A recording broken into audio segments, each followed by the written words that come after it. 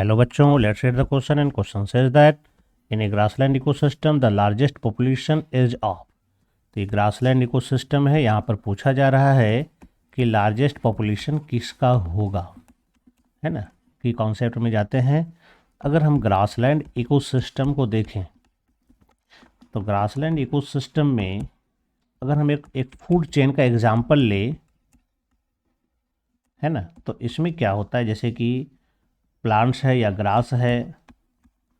Grass को मान लेते हैं कि रैट्स ने खाया, रैट्स को स्नैक ने खाया, स्नैक को काइट ने खाया।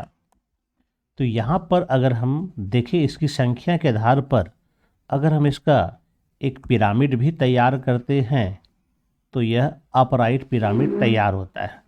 सबसे नीचे हम देखते हैं कि प्रोड्यूसर्स आ जाता है जिसका बेस ज़्यादा चौड़ा होता है ना। फिर प्राइमरी कंज्यूमर आ जाता है, फिर सेकेंडरी कंज्यूमर आ जाता है और फिर टॉप कंज्यूमर आ जाता है। तो यहाँ पर अगर हम देखें नंबर पर तो इसका संख्या क्या है, हमेशा ज़्यादा होता है ना। यानी कि तुलना में क्या होता है, ज़्यादा। यानी कि इस तरह से दिखाया जा रहा है, ये नंबर डिक्रीजिंग नंबर हो रहा है। तो सबसे अधिक नंबर अगर हम देखें तो सबसे अधिक नंबर किसका होता है, यहाँ पर ग्रास का होता है। इसका पॉपुलेशन ज़्यादा होता है।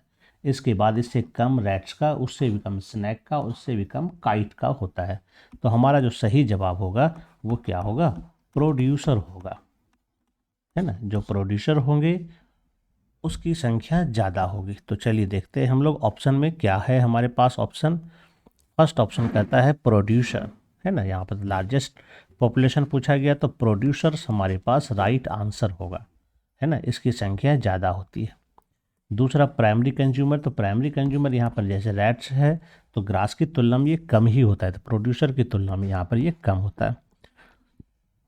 ओनली ग्रास ये भी नहीं होगा क्योंकि ओनली ग्रास वहाँ प्रोड्यूसर नहीं है, सिर्फ उसी का उपयोग नहीं होता है, वही सिर्फ वहाँ नहीं पाया जाता, ऐसा नहीं है।